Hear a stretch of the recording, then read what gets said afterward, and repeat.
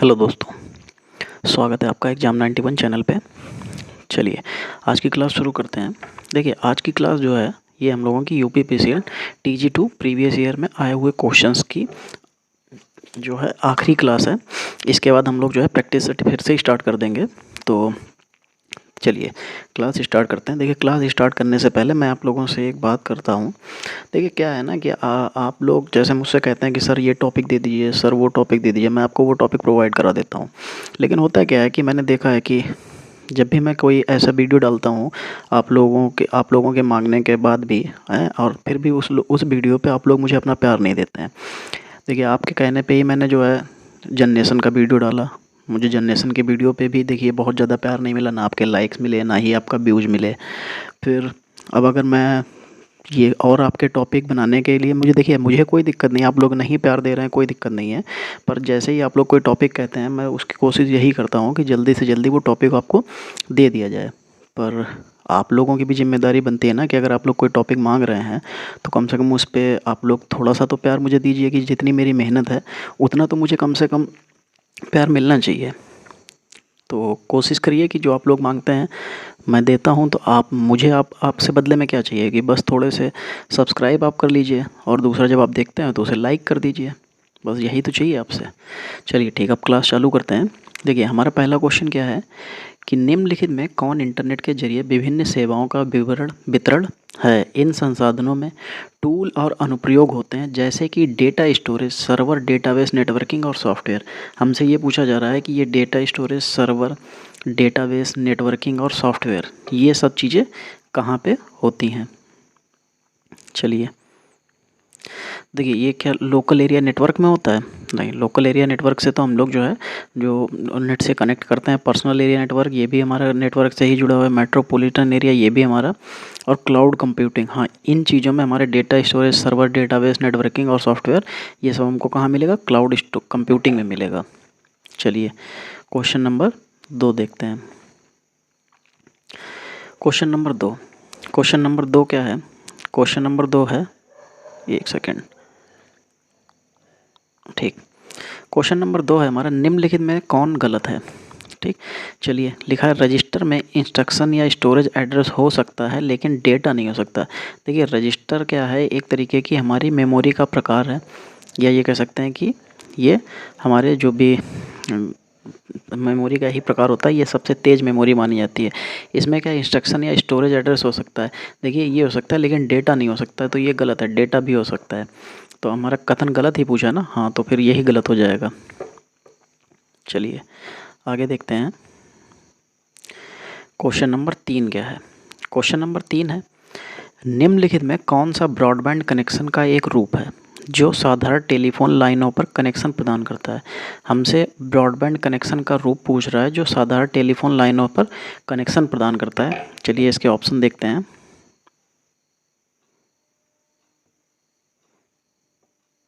चलिए इसके ऑप्शन देखिए आप लोग जल्दी से, और अपना आंसर टिक कीजिए। और एक तो जैसे मैंने आपसे एक चीज़ ये भी मांगी कि आप लोग जब भी इसको करते हैं, टेस्ट पेपर देखते हैं इसको, तो ये प्रीवियस ईयर के पेपर है। मैंने कहा था कि आप लोग इसमें एक बार को अपने आप को जज कीजिए कि आप लोग कितना सही कर रहे हैं और कितना गलत है, वो आप लोग कमेंट करके बताइए। तो उससे थोड़ा सा अंदाज़ा मुझे भी होगा, और दूसरा कंपटीशन होगा तो थोड़ा सा आगे निकलने की होड़ होती है, तो उसमें हम लोग और अच्छा करते हैं। लेकिन आप लोग यहाँ पे ऐसा कुछ नहीं कर रहे हैं। चलिए कोई नहीं, वो तो खैर हमारा कहने का काम है, आपका करने का काम है। आप लोग करेंगे तो आपके फ़ायदे की चीज़ है। मैं तो बस जो है कि मेरा जो काम है, मुझे आपको रोज़ नई से नई चीज़ें ला के देनी है, वो मैं दे रहा हूँ। ठीक है, तो वो किस नेटवर्क से जोड़ने का काम करता है, कौन करता है?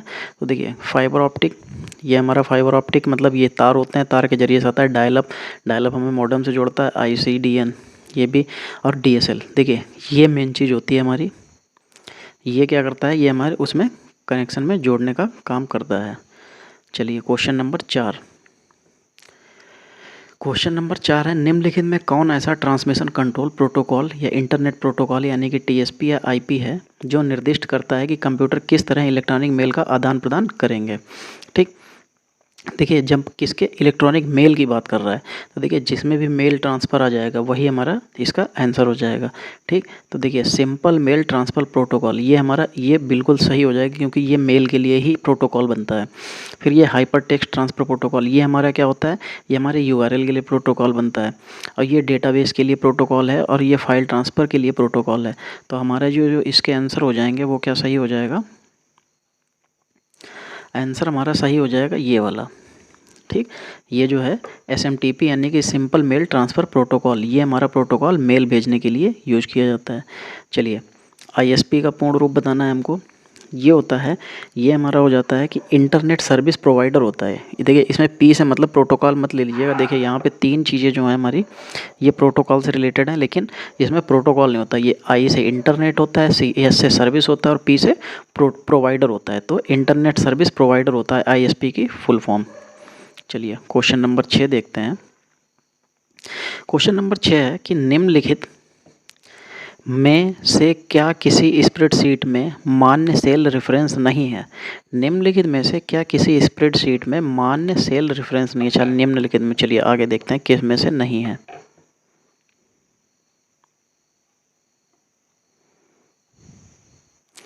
तो ये दिखा है हमको 1 2 3 और 4 में। तो चलिए 1 2 3 4 में, तो ये किस में नहीं है, ये देखिए 3 में नहीं होता है। किस में नहीं होता है, ये 3 में। चलिए फिर क्वेश्चन नंबर 7। क्वेश्चन नंबर 7 हमारा क्या है, क्वेश्चन नंबर 7 है पावर पॉइंट प्रेजेंटेशन को प्रिंट करने के बारे में निम्नलिखित में से कौन सा सही है। जो पावर पॉइंट प्रेजेंटेशन यानी कि पीपीटीएक्स जो होती है उसको प्रिंट करने के बारे में कौन सा सही नहीं है, हमसे सही नहीं पूछा गया है। चलिए देखते हैं कौन सा सही नहीं है। सभी स्लाइड को प्रिंट करना पड़ता है, भले ही कुछ स्लाइड को प्रिंट करने की आवश्यकता हो या ना हो। तो मेरे हिसाब से तो पावर पॉइंट में ऐसा कुछ नहीं होता है। चलिए फिर भी आगे देखते हैं। एक से अधिक सेट प्रिंट करने के दौरान स्लाइड क्रमवार लग सकते हैं, हाँ ये बिल्कुल सही है। एक पेज पर प्रिंट किए जाने वाले स्लाइड की संख्या चुनी जा सकती है, ये भी सही है। फिर नोट लिखने के लिए स्लाइड को खाली स्थान के साथ प्रिंट किया जा सकता है, हाँ ये भी सही है। तो जैसे हम लोग जब स्लाइड्स बनाते हैं तो आप लोग जैसे क्या है कि जैसे हमने कोई क्वेश्चन लिखा, फिर हमें पता है कि वहाँ पे हमें कुछ इंपॉर्टेंट नोट्स लिखने हो सकते हैं, तो हम उसकी उतनी जगह को छोड़ देते हैं, फिर हम आगे पहुँच जाते हैं। तो ये भी सही है। तो गलत कौन सा था, ये वाला सही नहीं था कि सभी स्लाइड को प्रिंट करना पड़ता है, भले ही कुछ स्लाइड को प्रिंट करने की आवश्यकता हो या ना हो, ऐसा नहीं होता है। हम लोग स्लाइड में जो भी जो ऑप्शंस होते हैं हम उसके ज़रिए से जो करना है वही कर सकते हैं, बाकी ड्रॉप कर सकते हैं। चलिए आगे देखते हैं 8 नंबर। ठीक, 8 नंबर क्वेश्चन क्या है, किसी वर्ड प्रोसेसिंग सॉफ्टवेयर के किस मेनू में insert delete convert split cells जैसे विकल्प मौजूद होते हैं। तो ये किस में मौजूद होते हैं, चलिए देखते हैं। एडिट, एडिट में नहीं, इंसर्ट डिलीट ये हमारा नहीं होता है एडिट में। फिर टेबल, हाँ टेबल में ये मिल सकते हैं। टूल्स, टूल्स में तो हमारे सारे टूल्स का वर्क होता है। फॉर्मेट में हमारे जो है वो उसके फॉर्मेट आ जाते हैं, जो अल्फ़ाबेट वगैरह लिखते हैं उसके उस तरीके के। तो हमारा ये जो सब कन्वर्ट है, स्प्लिट सेल्स होती हैं, सेल्स, और ये डिलीट होता है, और ये इंसर्ट है, ये सब हमें कहाँ मिलेगा, ये मिलेगा टेबल में। ठीक, चलिए आगे देखते हैं।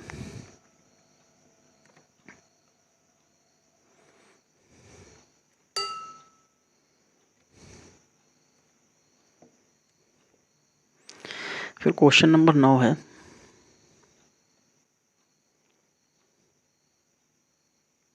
यह एक ऐसा फॉर्मेट है जिसका उपयोग सामान्य मौद्रिक मानों के लिए स्प्रेडशीट में किया जाता है, और यह संख्याओं वाला डिफ़ॉल्ट मुद्रा प्रतीक दिखाता है। आप उन दशमलव स्थानों की संख्या निर्दिष्ट कर सकते हैं जिनका उपयोग आप करना चाहते हैं। यदि किसी कॉलम में मुद्रा प्रतीक और संख्याओं के दशमलव भिन्नों को अलाइन किया जाता है। अब आप खुद बताइए, मुद्रा की बात कर रही है, डिफ़ॉल्ट मुद्रा है यहाँ पे। तो अभी मुद्रा की बात है, मुद्रा की बात क्या, देखिए जनरल, नंबर, करेंसी, तो क्या इनमें हो सकती है, नहीं हो सकती। ये कहाँ होती है, हमेशा अकाउंटिंग वाले सेक्शन में ही होती है। कहाँ होती है, अकाउंटिंग वाले सेक्शन में होती है। तो इसका सही आंसर क्या हो जाएगा, अकाउंटिंग। फिर क्वेश्चन नंबर 10 लिखा है कि निम्नलिखित में कौन सा ऑपरेटिंग सिस्टम नहीं है। ठीक, ये मैक ओएस, क्रोम, एंड्रॉयड और विंडोज़। देखिए ये मैक ओएस है, ये हमारा एप्पल के लिए यूज़ किया जाता है। जो उसके मैक ओएस यानी कि एप्पल के जो भी लैपटॉप वगैरह आते हैं ये उसमें होता है। क्रोम हमारा क्या है, क्रोम हमारा, आप लोग मुझे कमेंट करके बताइएगा क्रोम क्या है। इसका आंसर क्रोम सही हो जाएगा।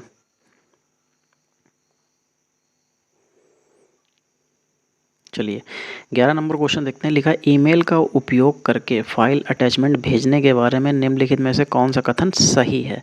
हमसे सही पूछा जा रहा है। चलिए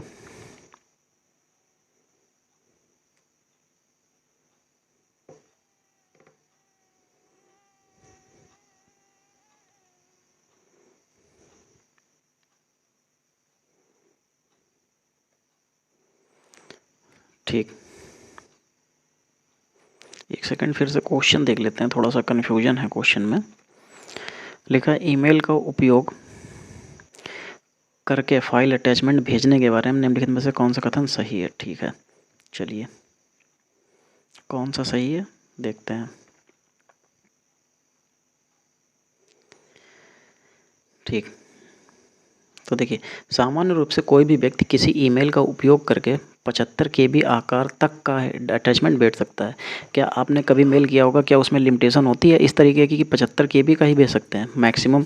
ये भी मैंने आपको बताया कि मेल में हम लोग मैक्सिमम कितने MB या कितने GB तक की फ़ाइल को भेज सकते हैं। ये मैंने अपना जो सेट पेपर कराए हुए थे उसमें मैंने आपको एक जगह पर बताया, ये प्रीवियस ईयर के पेपर में ही आया है।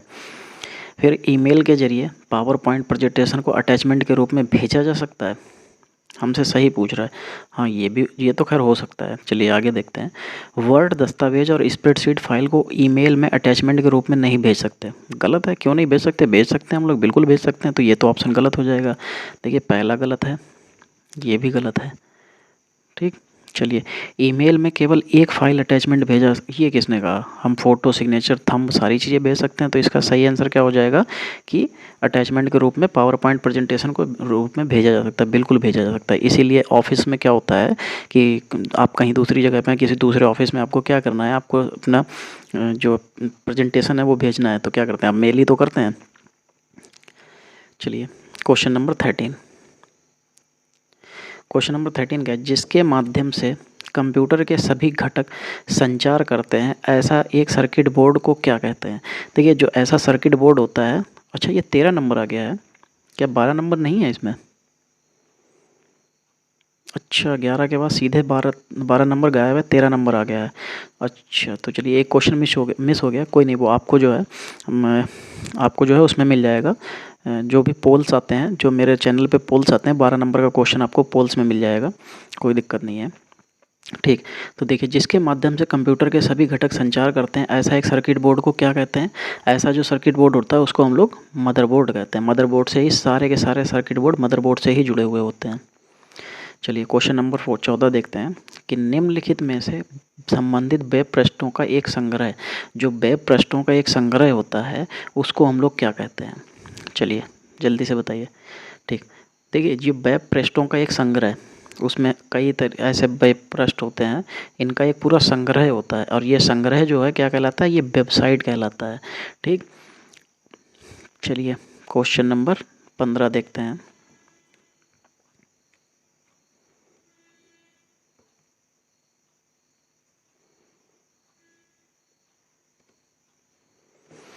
फिर MS एक्सेल में इफ़ एरर फंक्शन का संबंध निम्नलिखित में से किस श्रेणी में आता है? ये हमसे इफ़ एरर की बात कर रहा है, ये किस में आता है? देखिए लॉजिकल में, टेक्स्ट में, फाइनेंशियल में, तारीख व समय में। देखिए टेक्स्ट में किसी भी तरीके का कोई भी फंक्शन यूज नहीं किया जाता है। फाइनेंशियल उसमें यूज होते हैं लेकिन उसमें इफ़ का यूज नहीं किया जाता है। तारीख व समय में भी इफ़ करनी, तो लॉजिकल यानी कि इफ़ का जो है, इफ़ एरर या कह लें, ये वो भी इफ़ के होते हैं, वो किसके होते हैं? लॉजिकल के होते हैं। चलिए क्वेश्चन नंबर 16, निम्न में कौन सी इंटरनेट सेवा सिग्नल ट्रांसमिशन करने के लिए रेडियो वेव्स का इस्तेमाल करती है और कम दूरी के भीतर इंटरनेट का एक्सेस प्रदान करती है? ठीक, चलिए जल्दी से बताइए। देखिए जब यहाँ पे निम्न में से कौन सी इंटरनेट सेवा, इंटरनेट की बात कर रहा है। फिर उसके बाद में ये भी कह रहा है कि वो रेडियो वेव्स का इस्तेमाल करती है और कम दूरी के भीतर इंटरनेट जो है एक्सेस प्रदान करती है। तो दो चीज़ें याद रखिएगा, एक तो वो रेडियो वेव्स का इस्तेमाल करती है और उसकी जो होती है रेंज कम होती है।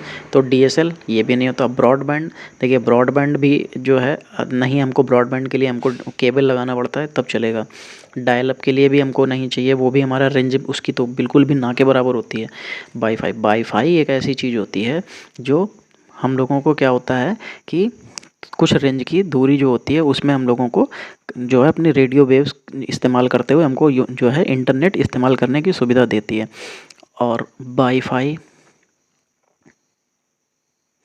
इसका फुल नेम क्या होता है ये आप लोग मुझे कमेंट करके बताइएगा कि वाईफाई का पूर्ण रूप जो होता है वो क्या होता है। चलिए क्वेश्चन नंबर 17 देखते हैं। डिलीजेंस नामक कंप्यूटर की विशेषता का संबंध निम्नलिखित में से किससे है। चलिए देखते हैं। एक कंप्यूटर समान सटीकता व कुशलता के साथ भिन्न भिन्न प्रकार के कार्य कर सकता है। डिलीजेंस की बात कर रहा है। चलिए, कंप्यूटर 100% सटीकता के साथ गणनाएं करते तो हैं। कंप्यूटर अधिक तेज़ गति से काम करता है, बिल्कुल करता है। लेकिन ये डिलीजेंसी की बात कर रहा है, तो डिलीजेंसी के लिए हमको उसका सटीक आंसर चाहिए होगा।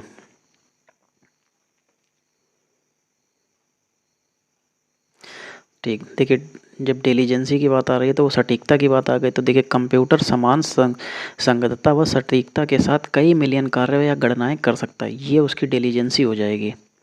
तो इसका सही आंसर क्या हो जाएगा, ये ऑप्शन नंबर चौथा। चलिए फिर क्वेश्चन नंबर हम लोग 18 देखते हैं। क्वेश्चन नंबर 18 क्या है। वर्ड 2016 जैसे माइक्रोसॉफ्ट वर्ड डॉक्यूमेंट में एक नए संस्करण के लिए निम्न में से कौन सा डिफ़ॉल्ट फाइल एक्सटेंशन है। माइक्रोसॉफ्ट वर्ड की बात कर रहा है, माइक्रोसॉफ्ट वर्ड डॉक्यूमेंट की बात। ठीक, और जब वो देखिए नए संस्करण के लिए, नए संस्करण हो कुछ भी हो, हमें उससे नहीं मतलब, हमारे पास क्या है, माइक्रोसॉफ्ट वर्ड डॉक्यूमेंट की बात कर रहा है। तो डॉक्यूमेंट के लिए .doc याद रखिएगा, और माइक्रोसॉफ्ट में ये एक्स साथ में रहता है, तो .doc एक्स आ जाएगा। तो इसका आंसर सही वाला ये बी हो जाएगा। चलिए क्वेश्चन नंबर 19 देखते हैं। निम्न आउटपुट डिवाइस में से किसे विजुअल डिस्प्ले यूनिट कहा जाता है, यानी कि BDU भी कहा जाता है। देखो जब भी कभी हमारे पास BDU की बात आए, और खासकर विजुअल डिस्प्ले यूनिट, देखिए इसकी ये तो फुल फॉर्म होती है BDU की, और ये पूछा जा रहा है कि किसको कहा जाता है, किसे कहा जाता है। देखो एक बात बताओ, हमें विजुअल कहाँ देखने को मिलेंगे। जो ये विजुअल देखने को मिलते हैं, जितने भी जिस तरीके के भी विजुअल होंगे, वो डार्क हों लाइट हो, कैसे भी विजुअल होंगे, वो कहाँ देखने को मिलेंगे, हमको कहाँ देखने को मिलेंगे, मॉनिटर पे। तो इसका सही आंसर क्या हो जाएगा, मॉनिटर। चलिए फिर क्वेश्चन नंबर 20। क्वेश्चन नंबर 20 है, विंडोज़ ऑपरेटिंग सिस्टम में स्टार्ट मेनू को शुरू करने के लिए कौन से शॉर्टकट की का इस्तेमाल किया जाता है। स्टार्ट मेनू की बात कर रहा है कि शुरू करना है और हमको उसके लिए शॉर्टकट की का इस्तेमाल चाहिए। तो देखिए जब शॉर्टकट मेनू की बात कर रहा है तो उसके लिए देखिए Ctrl+Alt, Ctrl+ESC,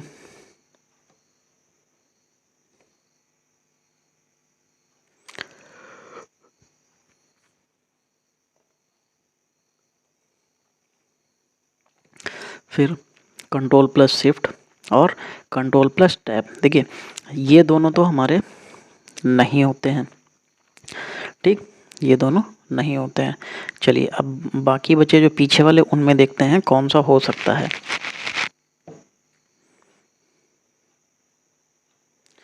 Windows operating system में स्टार्ट मेनू को शुरू करने के लिए कौन सी शॉर्टकट की का प्रयोग किया जाता है, तो ये होती है Ctrl+ESC। ये हमारे विंडो को शुरू करने के लिए इस्तेमाल किया जाता है।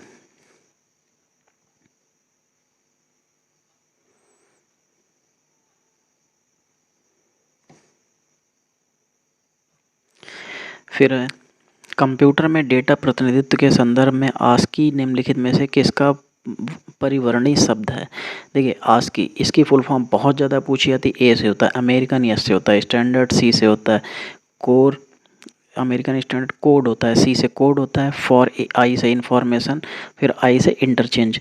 ये देखिए देखिए American standard code for information interchange, तो इसका सही आंसर क्या हो जाएगा, यही। लेकिन देखिए आपको इस तरीके से, देखिए ये एनालिटिकल है तो ये तो हटा ही दीजिए। American standard code for information interaction दे रखा है, तो इंटरेक्शन यहाँ पे इंटरेक्शन गलत हो जाएगा। फिर अमेरिकन सैटेलाइट, तो यहाँ पे सैटेलाइट गलत हो जाएगा। क्या सही हो जाएगा, American standard code for information interchange. चलिए फिर क्वेश्चन नंबर 22, पाइथन निम्नलिखित में से किस प्रोग्रामिंग लैंग्वेज के जनरेशन से संबंधित है। देखिए अब ये जनरेशन की बात कर रहा है। मैंने आपको जो जनरेशन के वीडियो दिया है आप लोग जाइए वो मेरे चैनल पे देखिए। मैंने जनरेशन से 5 जनरेशन का एक वीडियो बहुत अच्छे से आपको एक्सप्लेन करके बताया। उसमें अच्छे से बताया गया है कि जो हमारी जो ये पाइथन लैंग्वेज है, ये पाइथन प्रोग्रामिंग लैंग्वेज है, ये हमारी किस जनरेशन में आई थी, ये आई थी 4th में। इसी तरीके की जो 4th जनरेशन थी इसमें और भी 3-4 लैंग्वेजेस आई थी, वो भी उसमें मैंने बताई हुई हैं कौन कौन सी किस किस में आई हुई हैं। तो इसका सही आंसर क्या हो जाएगा, 4थी। चलिए आप लोग मुझे कमेंट करके बताइएगा पहली में किस तरीके के सर्किट का यूज किया गया था, दूसरे में और तीसरे में, यानी कि पहले, दूसरे और तीसरे, इनमें किस तरीके के सर्किट का यूज किया गया था। कि जैसे पहले में क्या लगाया गया था, फिर दूसरे में क्या लगाया गया था, तीसरे में क्या लगाया गया था। क्योंकि मैंने अपने चैनल पे आप लोगों के कहने के अनुसार ही मैंने जनरेशन का वीडियो आपको प्रोवाइड करा दिया। तो देखिए आप खुद देखिए हर पेपर में आपको एक जनरेशन का वीडियो मिल रहा है, और ये जनरेशन का वीडियो हम लोगों को कितने भी कम नंबर देगा, तो हर पेपर में जहाँ पे भी आपको CCC से रिलेटेड क्वेश्चन देखने को मिलेंगे या CCC लेवल का क्वेश्चन आएगा, उसमें आपको ये हर हालत में जनरेशन से रिलेटेड आपको 2 से 3 क्वेश्चन देखने को मिलेंगे। तो आप लोग जाइए वो चैनल, मेरे ही चैनल पे आप लोग जाइए, वहाँ पे विजिट कीजिए और आपको जनरेशन वाला जो वीडियो है आप लोग उसको देखिए। ठीक, चलिए क्वेश्चन नंबर 23, MS एक्सेल 2007 में निम्नलिखित में से कौन सा फंक्शन ऐसी संख्या दिखाता है जो तारीख कोड में माइक्रोसॉफ्ट एक्सेल की तारीख को दर्शाता है। चलिए देखिए NOW नाउ, ये हमारा जो है MS एक्सेल 2007 में जो ऐसा फंक्शन नहीं है जिसमें ये माइक्रोसॉफ्ट एक्सेल की तारीख को दर्शाए। चलिए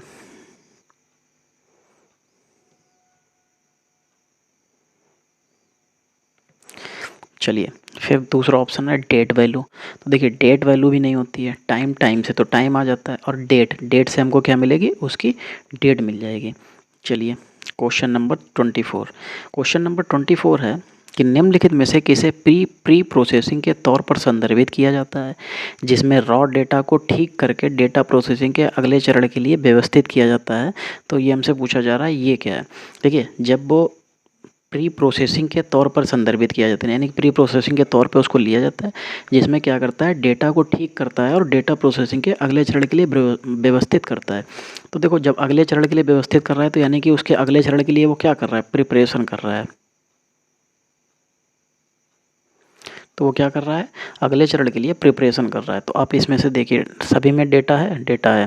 फिर डेटा इनपुट डेटा इनपुट की बात नहीं हो रही, यहाँ पे इंटरप्रिटेशन की भी बात नहीं हो रही, किसकी बात हो रही, प्रिपरेशन की। देखिए ये किस में दे रहा है, ये तीसरे में सही हो जाएगा इसका। चलिए क्वेश्चन नंबर 25, निम्नलिखित में से कौन ई गवर्नेंस के इंटरेक्शन का एक प्रकार नहीं है। तो हमसे ये पूछा जा रहा है ई गवर्नेंस क्या होता है। जैसे जो है हमारा बिजनेस होता है, ई व्यवसाय होता है, ठीक है, इसी तरीके से ई गवर्नेंस भी होती है। देखिए इसमें हमसे पूछा जा रहा है कि एक प्रकार नहीं है, सरकार का व्यवसाय से प्रकार नहीं है। वही तो मैं कहूँ ये तो प्रकार का ये प्रकार होता है सरकार का प्रौद्योगिकी से, सरकार का जनता से, सरकार का सरकार से। ई गवर्नेंस इंस्ट्रक्शन का एक प्रकार नहीं है, सरकार का प्रौद्योगिकी से, ये इसका कोई प्रकार नहीं है। ठीक है, याद रखिएगा इसका ये कोई प्रकार नहीं है सरकार का प्रौद्योगिकी से। फिर क्वेश्चन नंबर 26, 1 गीगाबाइट कितना होता है, 1 GB कितना होता है, हमसे ये पूछा जा रहा है।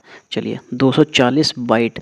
जब GB की बात आ रही तो पहली बात तो हमें उसमें MB में जाना पड़ेगा, ये बाइट से काम नहीं चलेगा। अगर बाइट भी आएगी तो यहाँ पे फिर नंबर जो होगा बहुत ज़्यादा हो जाएगा। चलिए आगे देखते हैं।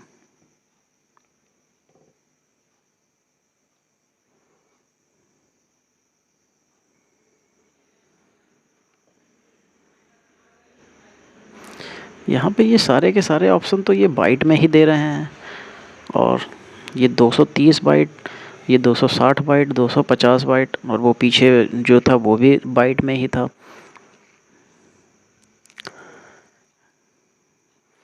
देखिए यहाँ पे तो सारे हमें बाइट में दे रहे हैं। वैसे आप लोग 1 GB की बात हो रहा, तो 1 GB बराबर होता है 1024 MB, ये होता है। ठीक है, चलिए याद रखिएगा। फिर 27वां क्वेश्चन, विंडोज़ 10 ऑपरेटिंग सिस्टम में निम्नलिखित में कौन डिस्प्ले का एक गुण नहीं है? विंडो 10 की बात कर रहा है। ठीक है, विंडो 10 में देखते हैं, स्केल और लेआउट होता है, रोटेशन लॉक ये भी होता है, कलर्स ये भी होते हैं, साउंड ये हमारा डिस्प्ले का एक गुण नहीं होता है। डिस्प्ले में इस तरीके का कोई भी ऑप्शन ऐसे डायरेक्टली नहीं मिलता है, तो इसका सही आंसर क्या हो जाएगा? ये। फिर निम्नलिखित में कौन MS वर्ड 2016 के होम के संपादन समूह यानी कि एडिटिंग ग्रुप से संबंधित है? MS वर्ड 2016 में बात कर रहा है, तो हमसे ये पूछ रहा है कि उसके एडिटिंग ग्रुप से संबंधित नहीं है। तो देखिए एडिटिंग ग्रुप से संबंधित कौन सा नहीं होगा, ये देखते हैं। रिप्लेस होता है, फाइंड भी होता है, फाइंड एंड रिप्लेस तभी करते हैं, सेलेक्ट भी करेंगे, लेकिन इसमें पेस्ट का कोई ऑप्शन, यानी कि ये कह सकते हैं कि उसमें जो एडिटिंग ग्रुप में ये पेस्ट का ऑप्शन नहीं होता है। फिर क्वेश्चन नंबर 29, MS वर्ड की निम्न में से चेंज केस की कौन सी विशेषता का इस्तेमाल प्रत्येक शब्द के पहले कैरेक्टर को कैपिटल वर्ण से शुरू होने वाले अक्षरों में बदलने के लिए किया जाता है? MS वर्ड की निम्न में चेंज केस की कौन सी विशेषता का इस्तेमाल प्रत्येक शब्द के पहले कैरेक्टर को कैपिटल वर्ण से शुरू होने वाले अक्षरों में बदलने के लिए किया जाता है? चलिए आगे इसके जो है ऑप्शन देखते हैं।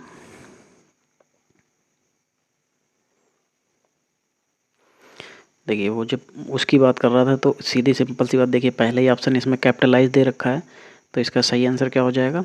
ये कैपिटलाइज ईच वर्ड, वो सभी को जो है कैपिटलाइज कर देगा। अपर केस का मतलब देखिए क्या होता है, अपर केस का मतलब होता है तो कैपिटल में ही है, लेकिन जब वहाँ पे वो जो कह रहा था उसके हिसाब से ये कैपिटलाइज वर्ड होगा। टंगल केस और सिंटेक्स केस ये अलग अलग होते हैं। चलिए क्वेश्चन नंबर 30, निम्न में से कौन सा एक इंटरनेट सेवा प्रदाता है? ISP की बात कर रहा है। देखिए यही अभी पूछे, फुल फॉर्म भी पूछी गई थी, इंटरनेट सर्विस प्रोवाइडर, इसीलिए इंटरनेट सेवा प्रदाता कहा गया है कि जो नहीं है। हमसे ये पूछा जा रहा है कि कौन सा नहीं है। देखो टाटा टेली सर्विसेज ये भी आपको इंटरनेट देती है। सर्विस नाउ, क्या इस तरीके की आपके पास कोई भी सिम या कोई भी इस तरीके का कोई आपको इंटरनेट या कोई वाईफाई वाला है ऐसा जो वाईफाई का नाम ऐसा हो? टेलीनॉर की बात हो रही है, ये भी हमारे पास सिम होता है। वीडियोकॉन भी हमारे पास जो है चल रहा था, उसके लिए भी बीच में अभी आया था। तो ये सर्विस नाउ एक ऐसी चीज़ है जो हमको इंटरनेट नहीं देती है किसी भी रूप में। फिर 31 नंबर क्वेश्चन, निम्नलिखित में से कौन सा लिनक्स ऑपरेटिंग सिस्टम का संस्करण नहीं है? लिनक्स की बात कर रहा है, ऑपरेटिंग सिस्टम का संस्करण नहीं है। ठीक, फेडोरा ये तो उसका है, उबंटू भी उसका है, लिनक्स मिंट भी उसका है।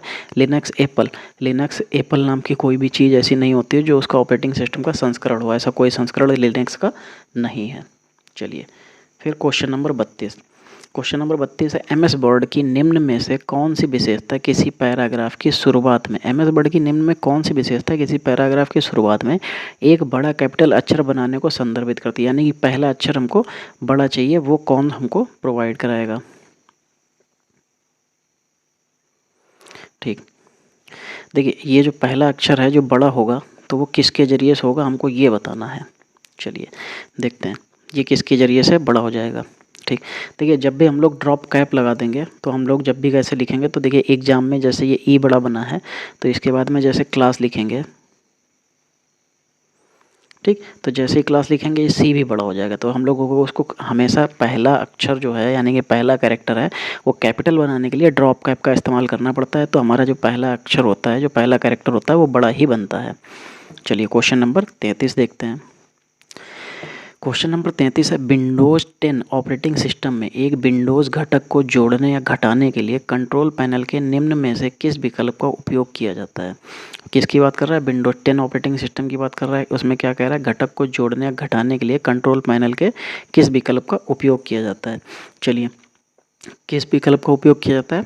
ठीक, देखिए डिफ़ॉल्ट प्रोग्राम, यहाँ से हम लोग अपने किसी भी जो प्रोग्राम्स होते हैं उनको डिफ़ॉल्ट या अनडिफ़ॉल्ट कर सकते हैं। डिवाइस और प्रिंटर, यहाँ से हमारे सारे डिवाइसेस को कनेक्ट किया जाता है, जैसे माउस हो गया, कीबोर्ड हो गया, प्रिंटर हो गया, वाईफाई हो गया, ब्लूटूथ, ये हमारे सब इसमें आते हैं। एडमिनिस्ट्रेटिव टूल, जो एडमिनिस्ट्रेटिव होते हैं, जो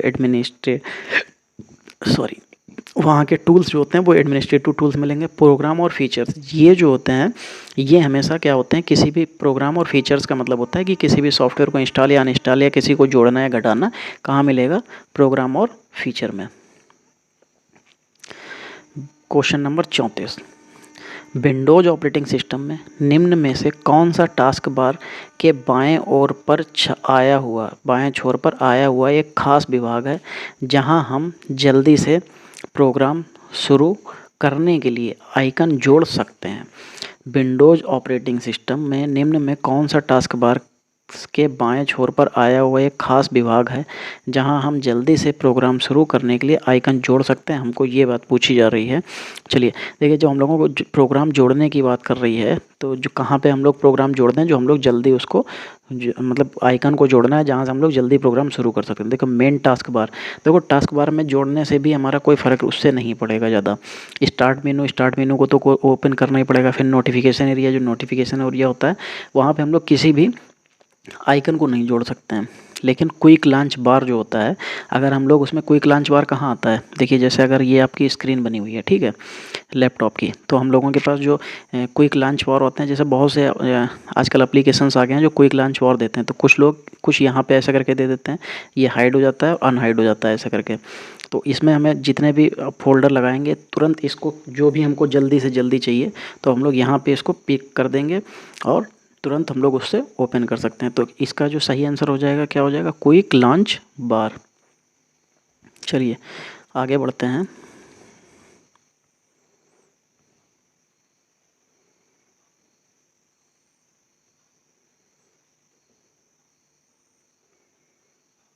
ठीक, क्वेश्चन नंबर 35, इंटरनेट आर्किटेक्चर में निम्न में से कौन सा प्रोटोकॉल डेटा का एंड टू एंड ट्रांसमिशन प्रदान करता है। देखिए ये एंड टू एंड की बात कर रहा है, यानी कि इस एंड से लेके इस एंड तक की बात कर रहा है, ठीक, और प्रोटोकॉल की बात हो रही है, डेटा का एंड टू एंड ट्रांसमिशन प्रदान करता है, हमसे ये बात की जा रही। देखिए जब हम लोगों की जब इस तरीके की बात की जाएगी तो देखिए प्रोटोकॉल तो आना चाहिए, ठीक, ये प्रोटोकॉल आ रहा है। फिर ये मैंने आपको बताया था कि ये मेल से रिलेटेड है, क्या इसमें कहीं पे भी मेल की बात की गई, नहीं, तो ये ख़त्म। फिर ये TCP है, ये ट्रांसफर जो है प्रोटोकॉल होता है, तो ये भी हमारा इसमें कहीं पे भी बात की जा रही है, एंड टू एंड ट्रांसमिशन की बात की जा रही है। हाँ ये हो सकता है, बिल्कुल हो सकता है, तो इसको कट नहीं कर सकते हैं क्योंकि ट्रांसमिशन की बात है और ये ट्रांसफ़र दोनों की वही बात है, तो ये हो सकता है। IP ये हमारा क्या है, ये इंटरनेट जो है प्रोटोकॉल होता है, इंटरनेट, इसी के ऊपर जितने भी प्रोटोकॉल, इंटरनेट चलाने के जो प्रोटोकॉल हैं वो इसके अंतर्गत आते हैं। ये फाइल ट्रांसफ़र की बात है, ट्रांसमिशन की बात तो है लेकिन ये फाइल ट्रांसफ़र की है, इसीलिए देखिए इसके आगे F लगा हुआ है, तो ये भी नहीं, तो हमारा सही आंसर क्या हो जाएगा, TCP, यानी कि ट्रांसमिशन जो है इसका प्रोटोकॉल ये हो जाएगा। चलिए 36 नंबर देखते हैं। देखिए 36 नंबर में क्या है, MS पावर पॉइंट 2007, यानी कि ये देखिए MS पावर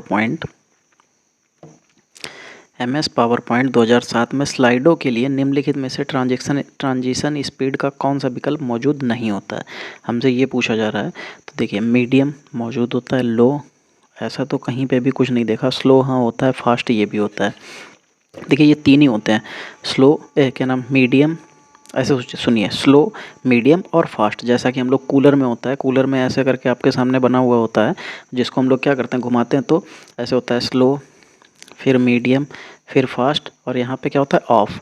तो इस तरीके से होता है। तो देखिए ये तीन ऑप्शन तो हमको मिल जाते हैं देखने को, क्या इसमें लो नाम का कोई ऑप्शन होता है, नहीं। तो ऐसे ही इसमें भी पावर पॉइंट में स्लाइडों के लिए, ट्रांजिशन के लिए जो भी है स्पीड का, तो स्पीड में हमारा लो नाम की कुछ नहीं होती है, स्लो होती है, मीडियम होती है और फास्ट होती है। चलिए 37 नंबर देखिए, निम्न में से कौन सा सर्च इंजन का एक उदाहरण है। सर्च इंजन की बात कर रहा है, उदाहरण, तो देखिए डक डक गो हमारा सर्च इंजन है, गूगल की तरीके से ही।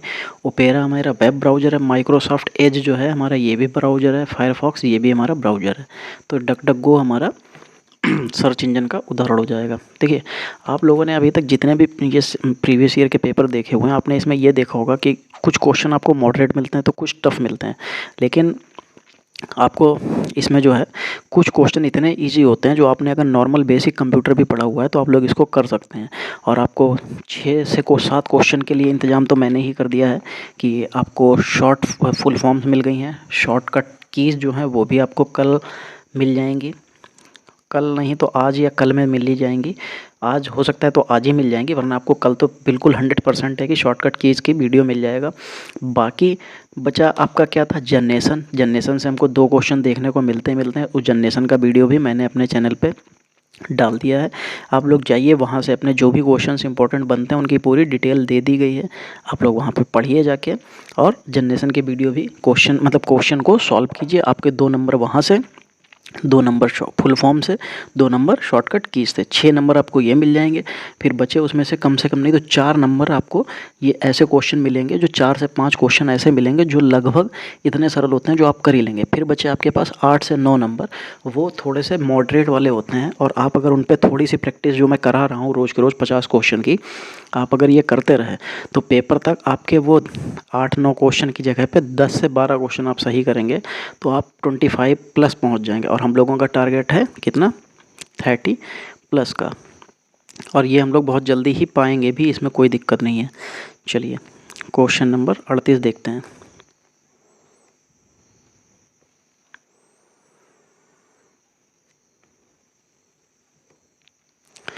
क्वेश्चन नंबर 38, निम्न में से कौन सा इनपुट डिवाइस उस स्रोत से इमेज को कैप्चर करता है जो एक डिजिटल रूप से परिवर्तित हो जाता है और जिसे डिस्क पर स्टोर किया जा सकता है। ये देखिए किस तरीके का होता है, जॉयस्टिक का मतलब होता है इनपुट देना, और हम लोग इनपुट देते हैं किसको, अपने कर्सर को घुमाने या खेलने या चीज़ को मूव कराने के लिए। लाइट पेन का मतलब होता है हमें अपने स्क्रीन पे कुछ भी लिखना है तो लाइट पेन से हम लोग लिख सकते हैं। फिर आता है स्कैनर ऐसी चीज़ होती है जब हम लोग उससे स्कैन करते हैं, तो देखिए स्कैन इनपुट डिवाइस है, स्कैनर इनपुट डिवाइस है, और उससे क्या होता है, इमेज को कैप्चर करता है। स्कैनर में इस तरीके से चीज़ें होती हैं, बारकोड ऐसे ही होता है हमारा इस तरीके से, उसको क्या करता है, ये स्कैन करता है, देखो इमेज को कैप्चर करता है और एक डिजिटल रूप में परिवर्तित हो जाता है। इसको स्कैन करता है, लेकिन वो वहाँ पे उस चीज़ को दूसरे में परिवर्तित करके कैप्चर करके बताता है कि इसका अमाउंट क्या है या ये कौन सी चीज़ है, इसके बारे में बता देता है, जिसे डिस्क पर स्टोर किया जा सकता है। तो हमारा इसका सही आंसर क्या हो जाएगा, स्कैनर। देखिए ये चारों के चारों हमारी क्या थी, ये इनपुट डिवाइसेस थी, ठीक है। और उसमें से हमको ऐसी चीज़ के बताना था जो इमेज को कैप्चर तो करे लेकिन वो डिजिटल रूप में परिवर्तित हो जाए। तो देखो कैप्चर करने की बात आएगी तो देखिए जॉयस्टिक हमारी कुछ भी कैप्चर नहीं करती, लाइट पेन कुछ कैप्चर नहीं करता, माउस कुछ कैप्चर नहीं करता, सीधे से इसका आंसर स्कैनर हो जाएगा। चलिए 39 नंबर, खाते, स्टॉक, कीमतें, वस्तु आदि संबंधी जानकारी रखने के उद्देश्य से कंप्यूटर का इस्तेमाल करना निम्नलिखित में से किस श्रेणी में आता है। ठीक, देखिए जब खाते, स्टॉक, कीमतें, वस्तु और इसकी जो संबंधी जानकारियाँ होती हैं उनकी बात कर रहा है, कंप्यूटर का इस्तेमाल करना निम्नलिखित में से किस श्रेणी में आता है। देखिए खाली नॉर्मल कंप्यूटर का इस्तेमाल करना होता तो हम एक बार को ये कह सकते थे कि इसके अंतर्गत ये आ जाएगा, लेकिन हमारे यहाँ पे तो सिर्फ एजुकेशन की तो बात हो नहीं रही है। फिर उसने क्या कहा है, बिजनेस एप्लीकेशंस, हाँ ये हो सकता है। नेटवर्किंग एप्लीकेशंस, इसमें कहीं पे भी किसी भी नेटवर्क की बात की जा रही है, आपको कुछ भी नेटवर्किंग के बारे में बात की जा रही है, नहीं, तो ये तो हमारा नहीं हो सकता है। फिर इंटरटेनमेंट, क्या इसमें किसी भी तरीके का आपको ऑडियो वीडियो या गानों के या वीडियोस को या मूवीज़ की इस तरीके से कोई बात हो रही, नहीं, तो ये भी नहीं हो सकता। फिर एजुकेशनल एप्लीकेशंस, एजुकेशनल तब हो सकता था जब इसमें हमसे पढ़ाई से रिलेटेड कुछ बात कही जाती या कुछ उस तरीके की, तो ये भी नहीं हो सकता। ये खाते, स्टॉक, कीमतें और वस्तु संबंधी आदि की जानकारी ये बिजनेस से रिलेटेड चीज़ें होती हैं। चलिए फिर क्वेश्चन नंबर 40, कॉन्फ्रेंस रूम में 20 लोगों के समूह को एक अवधारणा को समझाने के लिए सबसे उपयुक्त सॉफ्टवेयर कौन सा हो जाएगा। देखिए जब भी याद रखिएगा, जब भी ऑफिस वगैरह में जब भी हम लोग किसी भी चीज़ को समझाते हैं, तो जैसे मान लीजिए ये हमने क्या किया, हमने बताया हमारी कंपनी का ये जो है टर्नओवर है इतने इतने साल का और ये इतना कमा रही है, तो ये हम लोग कहाँ तैयार करेंगे, ये हम लोग तैयार करते हैं किस में, पावर पॉइंट में स्लाइड बना के, तब हम लोग इसको प्रेजेंटेशन को तैयार करते हैं। तो जब भी कभी अवधारणा को समझाने यानी कि प्रेजेंटेशन को समझाने की बात आएगी तो हमारा किस में हो जाएगा, MS पावर पॉइंट में हो जाएगा। चलिए देखते हैं आगे, क्वेश्चन नंबर 41, फिर है निम्नलिखित में से किस कंपनी ने बिंग सर्च इंजन की शुरुआत की। देखिए यही क्वेश्चन मैंने अपने जो है उसमें पोल में डाला हुआ था और लगभग लोगों ने इसको गलत किया था और उसमें बहुत से लोगों ने सही भी किया है, जिसमें एक लड़की ने कमेंट भी किया के था कि ये किसका है, लेकिन उसमें दूसरा था, उसमें दूसरे तरीके से पूछा था। क्वेश्चन यही था, बस को पूछने का तरीका अलग था कि माइक्रोसॉफ्ट ने इनमें से किस सर्च इंजन की शुरुआत की थी। तो इसके बिंग सर्च इंजन की शुरुआत किसने की थी? माइक्रोसॉफ्ट ने। और जिन्होंने अभी तक वो देखा नहीं है तो एक बार जाइए मेरे चैनल पे, मैंने उसको पोल में वो क्वेश्चन डाल रखा है। उसकी लैंग्वेज चेंज है लेकिन दोनों में कोई डिफरेंस नहीं है। यहाँ पे हमसे बिंग सर्च इंजन की शुरुआत माइक्रोसॉफ्ट ने, वहाँ थी कि माइक्रोसॉफ्ट ने किस सर्च इंजन की शुरुआत की थी। तो आप लोग जाइए वहाँ पे देखिए और तब आपको अंदाज़ा लगेगा कि हाँ जो क्वेश्चंस हम लोग कर रहे हैं वो ऐसे वैसे क्वेश्चन नहीं है, कहीं ना कहीं आए हुए क्वेश्चंस हैं और इम्पोर्टेंट क्वेश्चन है जो हमारे काम के आने वाले हैं। और मैं अपने पोल में भी जो क्वेश्चन देता हूँ वो भी आपको बहुत इंपॉर्टेंट क्वेश्चन ही डालता हूँ, ऐसे मैं कोई भी क्वेश्चन उठा के पोल में नहीं डाल देता हूँ। ठीक, चलिए क्वेश्चन नंबर 42, IECT का पूरा नाम क्या है? देखिए IECT का पूरा नाम हमसे पूछा गया है। देखिए आई से होता है इंफॉर्मेशन, ई से होता है इलेक्ट्रॉनिक्स और सी से होता है कम्युनिकेशन और टी से होता है टेक्नोलॉजी। अब ये देखिए कि इसमें होता है क्या ना, information, electronics and communication technology. ये हमको देखिए information, electronics and communication technology ये हमको पहले ऑप्शन में मिल रहा है, तो इसका सही आंसर यही हो जाएगा। चलिए क्वेश्चन नंबर 43, निम्न में से कौन सा एक ऐसा ऑपरेटिंग सिस्टम है जो किसी एकल नेटवर्क सर्वर पर एक साथ रन हो रहा प्रोग्राम कई यूजर्स को इस्तेमाल करने की अनुमति देता है? निम्न में कौन सा एक ऑपरेटिंग सिस्टम है जो किसी एकल नेटवर्क सर्वर पर एक साथ रन हो रहा है कई प्रोग्राम यूजर्स को इस्तेमाल करने के लिए अनुमति देता है? चलिए ये देता है हमको जब कई, देखो एक साथ रन हो रहा है कई प्रोग्राम, तो ये क्या हो जाएगा? कई प्रोग्राम जब इस्तेमाल कर रहा मतलब हो रहे हैं एकल नेटवर्क साइट पर एक साथ रन हो रहा है कई प्रोग्राम और कई यूजर्स, जब कई यूजर्स हो जाएंगे तो मल्टीटास्क और मल्टी यूजर हो जाएंगे, क्योंकि यूजर ज़्यादा है तो मल्टी यूजर। देखिए इसमें सिंगल यूजर ये हटा दीजिए, इसमें भी सिंगल यूजर ये भी हटा दीजिए। देखिए ये मल्टी यूजर है तो ये रखिए, ये मल्टी यूजर है ये रखिए। फिर हो रहा है कई प्रोग्राम, एक साथ रन हो रहा प्रोग्राम कई नेटवर्क पर एक साथ रन हो रहा प्रोग्राम। देखिए जब वहाँ पे प्रोग्राम हो रहा तो मल्टी क्या हो जाएगा? टास्क वो भी हो जाएगा। तो यहाँ पे ये सिंगल टास्क है, इसको हटा दीजिए, तो हमारा आंसर सही क्या हो जाएगा? तीसरा वाला। चलिए 44वां क्वेश्चन देखते हैं।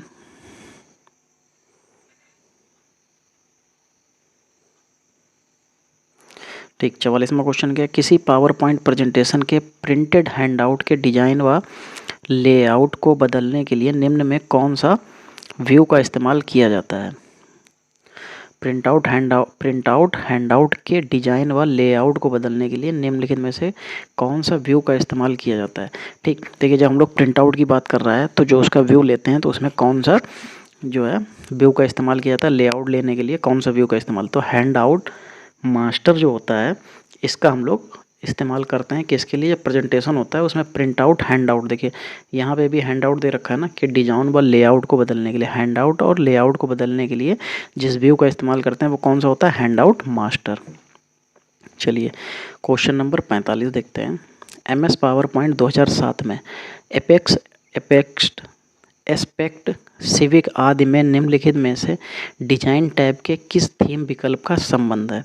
चलिए ये किस थीम विकल्प का संबंध है? कलर नहीं, फॉन्ट ये भी नहीं है, स्टाइल ये भी नहीं है, इफेक्ट हाँ ये बिल्कुल सही है। तो इसका सही आंसर क्या हो जाएगा?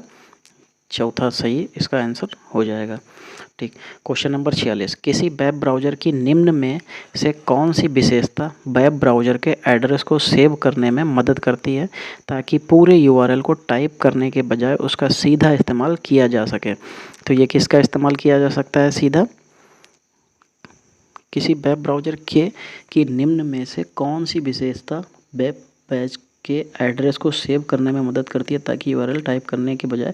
अच्छा ठीक है, यहाँ पे ये हमसे कह रहा है कि हम उसको सेव कर लें और डायरेक्ट उस पर क्लिक करें तो वहीं पहुँच जाएँ। तो हम लोग क्या करते हैं, जैसे ये हमारा पेज खुला हुआ है यहाँ पे कुछ भी, तो इसको हमें चाहिए कि हम लोग यहीं पर डायरेक्ट आएँ, हमें बार बार जो है उसको होम पेज पर जाके फिर यहाँ आके ये ना करना पड़े। तो हम लोग क्या करेंगे, इसका बुकमार्क कर लेंगे। तो इसका सही आंसर क्या हो जाएगा? बुकमार्क। चलिए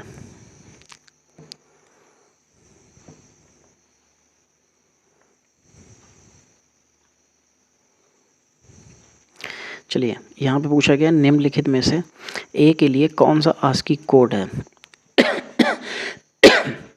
ठीक, ए के लिए आस्की कोड जो होता है, याद रखिएगा 1, फिर उसके आगे 5 टाइम्स 0,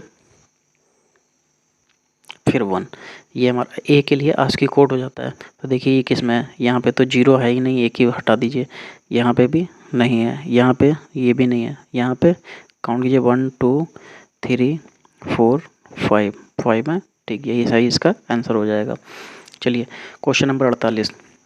क्वेश्चन नंबर 48 है, MS एक्सेल 2007 में डिफ़ॉल्ट 11 पॉइंट कैलबरी फॉन्ट पर आधारित कॉलम की डिफ़ॉल्ट चौड़ाई व रो की डिफ़ॉल्ट ऊंचाई निम्नलिखित में से क्या होती है। देखिए, पहले चौड़ाई आनी है, फिर उसकी ऊंचाई आनी है, ये याद रखिएगा। ये लोग क्या करते हैं, कई बार क्वेश्चन में ऊंचाई दे देते हैं, फिर उसके बाद चौड़ाई दे देते हैं। तो ये याद रखिएगा कि कहाँ पे ऊंचाई है और कौन सी चौड़ाई है, ये याद कर लीजिएगा। चलिए देखिए, हमसे पहले इसमें क्या पूछा गया, चौड़ाई। तो देखिए इसकी जो चौड़ाई यहाँ पे मैं लिख देता हूँ और ऊंचाई यहाँ पे लिख देता हूँ। ठीक है, तो याद रखिएगा। देखिए जो चौड़ाई होती है वो होती है 8.43 और ऊंचाई जो होती है वो 15 होती है। अब ये देख लीजिए किस ऑप्शन में आपको मिलेगा। देखिए ये सेकंड ऑप्शन में मिल जाएगा। तो देखिए चौड़ाई कितनी होती है ये, और ऊंचाई 15।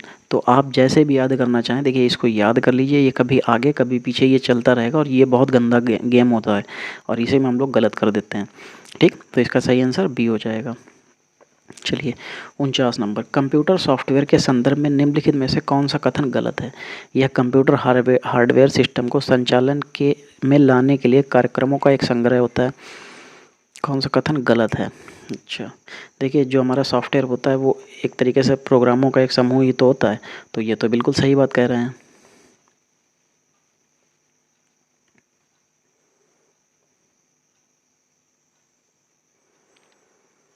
फिर कह रहे हैं कि इनमें ICs, diode, register, crystal, board, insulator आदि जैसे इलेक्ट्रॉनिक घटक होते हैं।